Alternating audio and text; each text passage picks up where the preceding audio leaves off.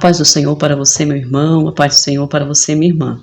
Que Deus abençoe a sua vida em nome de Jesus e abençoe a sua família também. E nós estamos aqui mais uma vez, nós do Grupo Ruth Companheira, para darmos sequência à nossa leitura bíblica diária. E nós estaremos aqui então fazendo uma meditação no livro de Levíticos, no capítulo 8 e o capítulo 9. Nós vamos ler apenas aqui alguns versículos que está registrado no livro de Levítico capítulo 8, nós vamos ler do versículo 1 ao versículo de número 5, onde nos diz assim a palavra do Senhor.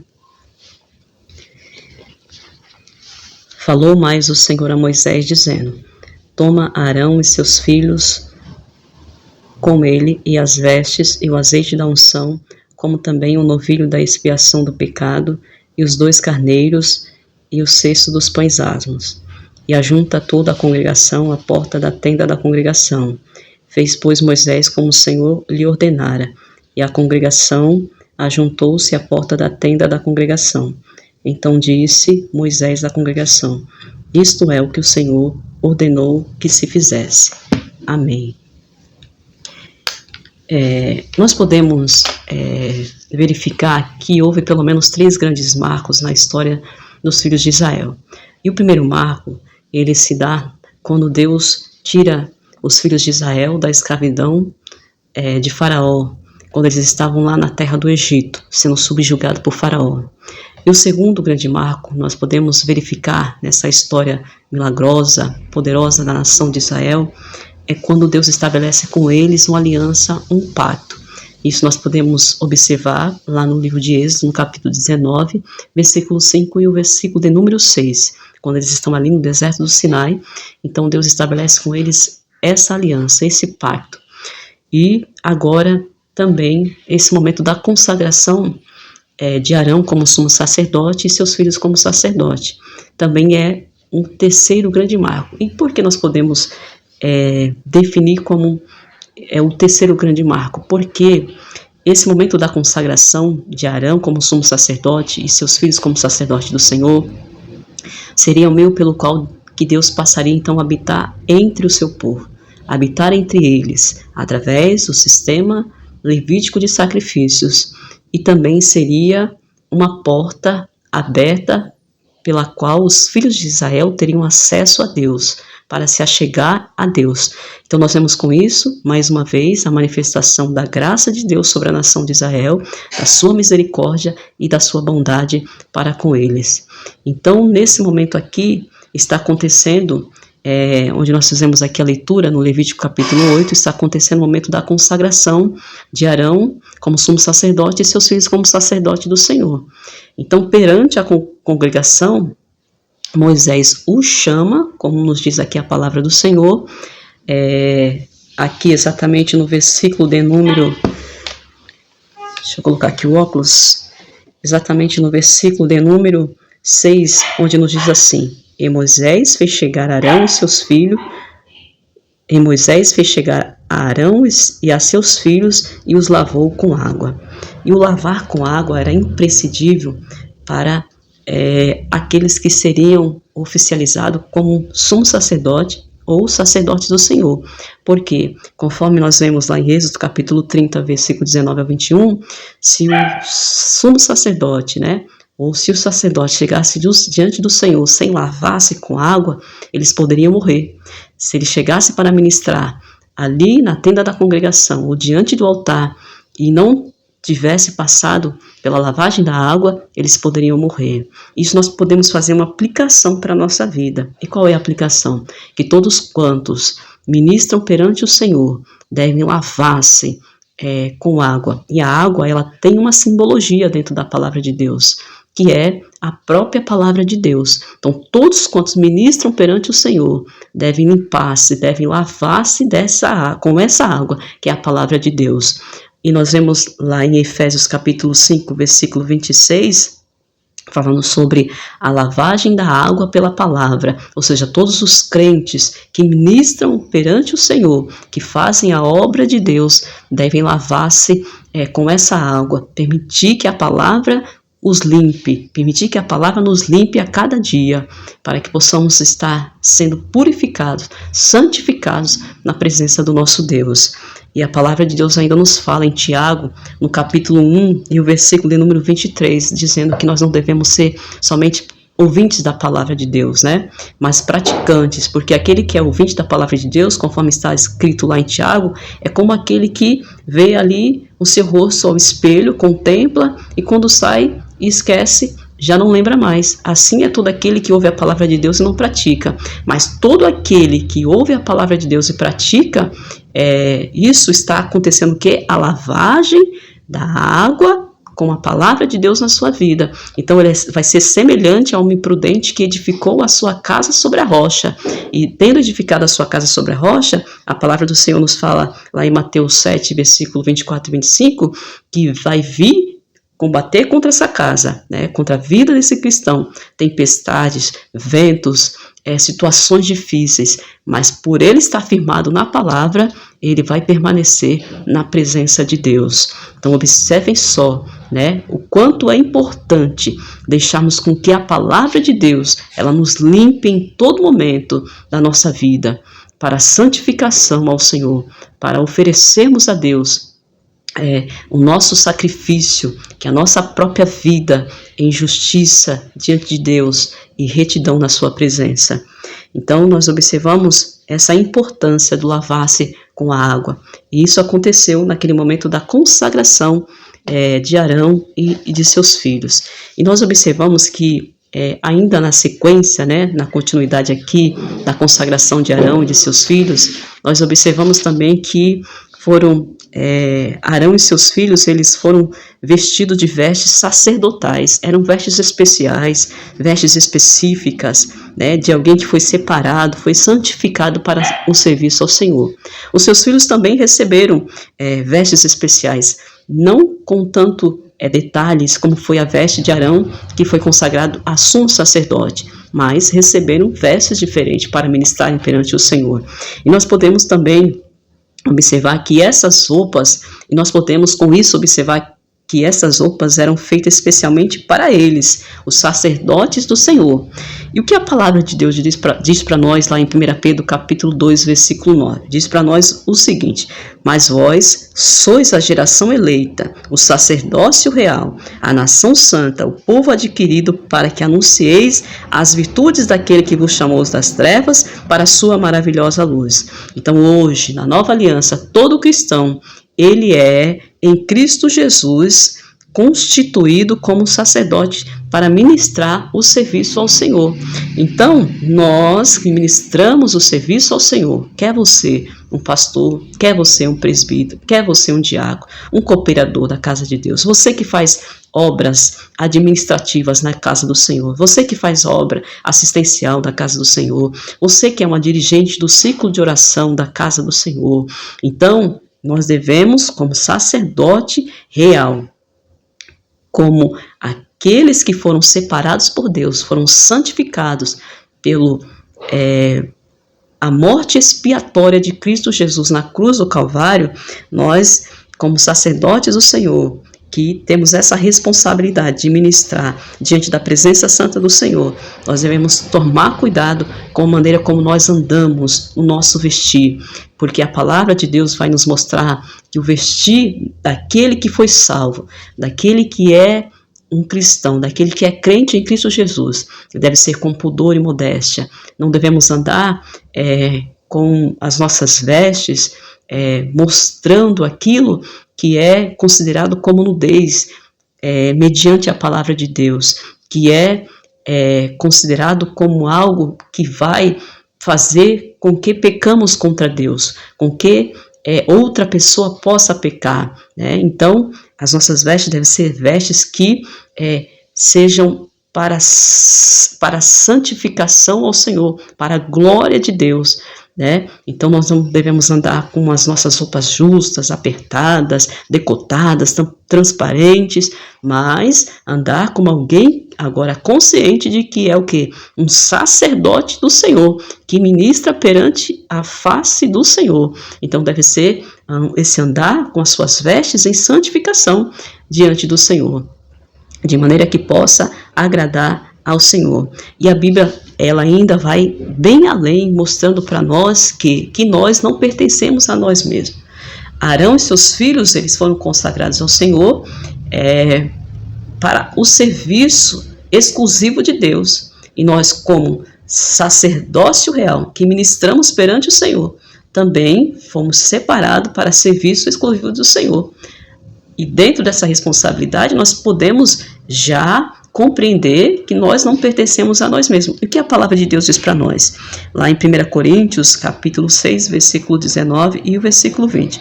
Vai dizer para nós o seguinte. Deixa eu colocar aqui meu óculos para poder ver direitinho. Ou não sabeis que o nosso corpo é o templo do Espírito Santo que habita em vós, proveniente de Deus, e que não sois de vós mesmos? Porque fostes comprado por bom preço. Glorificai, pois, a Deus no vosso corpo e no vosso espírito, os quais pertencem a Deus. Então, o crente, ele não pertence a si mesmo, mas ele pertence a Deus. E o seu andar, na sua maneira de se vestir, deve ser para a glorificação do nome santo do Senhor. Para a honra e para a glória do nome santo do Senhor. Então, nós observamos esta importância da maneira de como nós nos vestimos diante de Deus, que deve ser para a glorificação do nome santo do Senhor. E nós observamos aqui também, dentro desse texto de Levítico capítulo 8, que Moisés, ele ofereceu a Deus, naquela consagração, de Arão e seus filhos para sacerdócio do Senhor, ele ofereceu pelo menos 3 sacrifícios ao Senhor. E o primeiro foi a oferta pelo pecado, e o segundo foi um holocausto em cheiro suave ao Senhor, que ele era totalmente queimado, e o terceiro era um carneiro da consagração, indicando que eles seriam completamente consagrados e dedicados para os exercícios das suas funções dentro da tenda da congregação. E o que nós podemos aprender relacionado a esse terceiro sacrifício aqui? Que nós que fomos chamados por Deus para a realização da sua obra, nós devemos viver completamente dedicados a Deus, em compromisso com Jesus e com a sua palavra.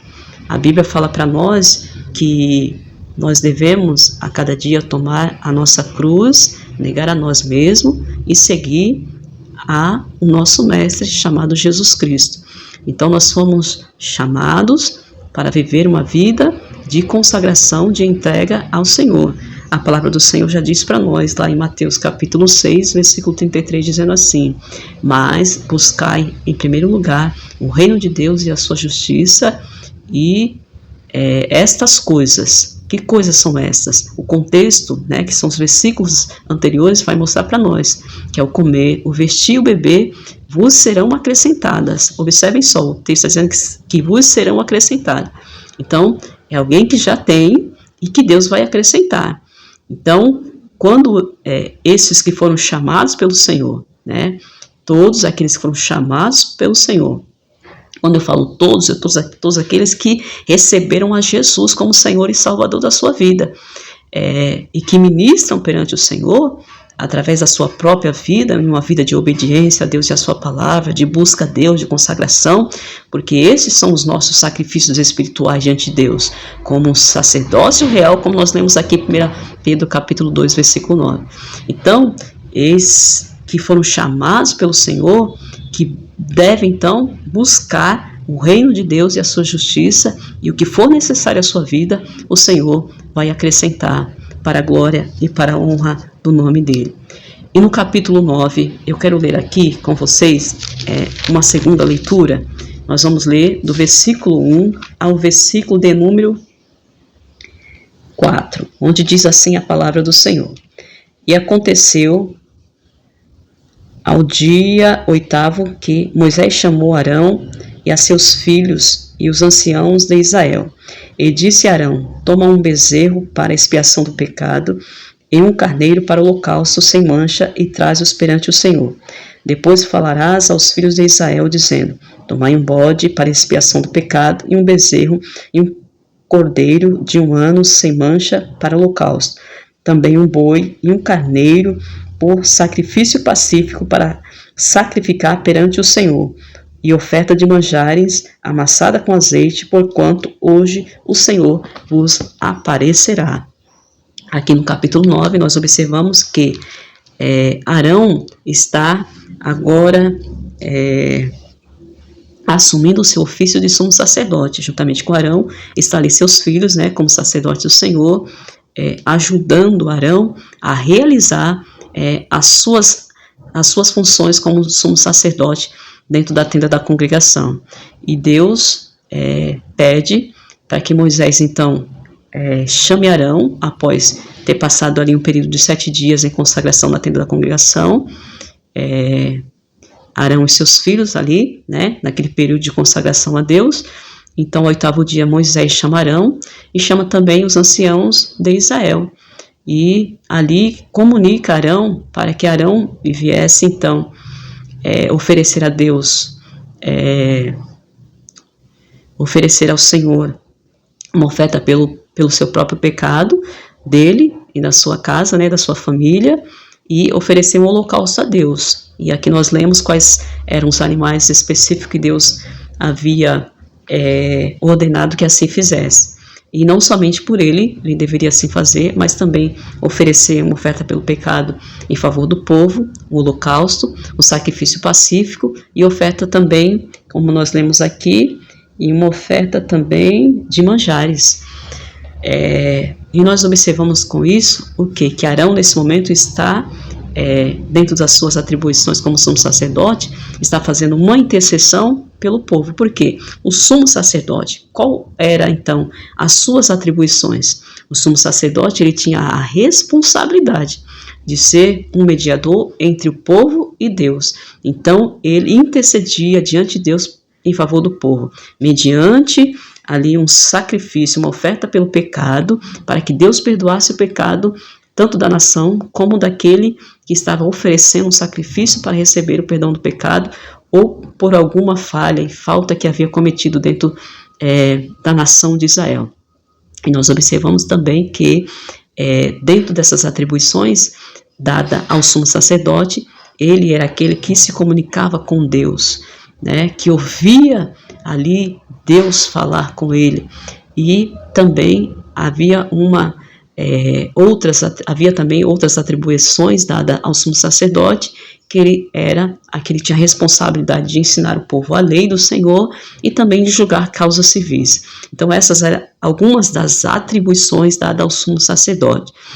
E dentro desse texto, no capítulo 9, nós observamos que nessa oficialização de Arão ministrando perante o Senhor, nós podemos observar que Arão, como sumo sacerdote, ele está intercedendo pelo povo, intercedendo pela sua própria vida, sua casa e pelo povo.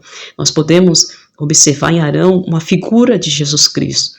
E Jesus Cristo, quando ele ressuscitou, ele foi assunto aos céus, assentou-se à direita de Deus, ele foi constituído, então, como está escrito aos Hebreus capítulo 4, o nosso grande sumo sacerdote. E como sumo sacerdote, ele intercede por cada um de nós, os seus servos, por cada cristão, por cada crente que aceitou a ele como Senhor e Salvador da sua vida. E agora, dentro daquilo que Jesus realizou, né? E Jesus, ele foi o próprio sacrifício, o Cordeiro de Deus que tira o pecado do mundo. E todos quanto creem que Jesus Cristo, ele realizou esta obra, esse sacrifício em favor da humanidade, e o recebe como Senhor e Salvador da sua vida, ele pode agora, ele tem esse acesso à presença de Deus por meio do sacrifício de Cristo Jesus. Já não há mais impedimento, já não há mais barreira. O véu foi rasgado de alto a baixo, e todos aqueles que recebem, então, pela fé, esse sacrifício de Jesus na sua vida, eles podem ter livre acesso a Deus e se comunicar com Deus e falar com Deus sem nenhum impedimento. E a exemplo de Jesus Cristo, como nosso grande sumo sacerdote que intercede em favor do seu povo, em favor da sua igreja, nós podemos e devemos ser também intercessores uns dos outros, como diz a palavra do Senhor, que nós devemos orar uns pelos outros, apresentar a vida dos nossos irmãos em oração, interceder por eles, fazer intercessões pelos nossos irmãos, pela igreja do Senhor, tomando para si essa responsabilidade de alguém que faz parte agora, como sumo sacerdote, que faz parte agora do Senhor, que pertence ao Senhor, e não deixar com que as lutas dessa vida, as dificuldades dessa vida que vem sobre nós, deixamos de exercer esse ministério tão importante, que é o ministério da intercessão. Devemos orar uns pelos outros, clamar a Deus, suplicar a sua misericórdia. A palavra do Senhor nos mostra Jesus falando sobre a importância da oração na vida do cristão, a importância da intercessão na vida do cristão. Quando nós lemos Lucas capítulo 18, versículo 1, onde nos fala a respeito do juiz iníquo e da viúva, aquela viúva que importunava aquele juiz para que fizesse justiça contra o seu adversário. E pela importunação daquela mulher, aquele homem, que era um juiz iníquo, atendeu à sua necessidade.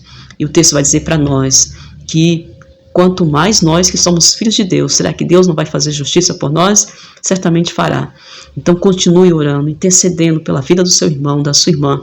E a palavra do Senhor também nos fala em Tiago capítulo 1, melhor dizendo, Tiago capítulo 5, versículo 16, dizendo que a oração do justo, ela pode muito em seus efeitos. Então que Deus abençoe a sua vida, que você possa, a exemplo de Cristo, que intercede pela igreja do Senhor, que está diante de Deus intercedendo pelos seus servos, também ser aquele que, como sacerdote de Deus, intercede pela vida do seu irmão, intercede pela vida do seu próximo, em nome de Jesus. Que Deus abençoe a sua vida, em nome de Jesus. Amém.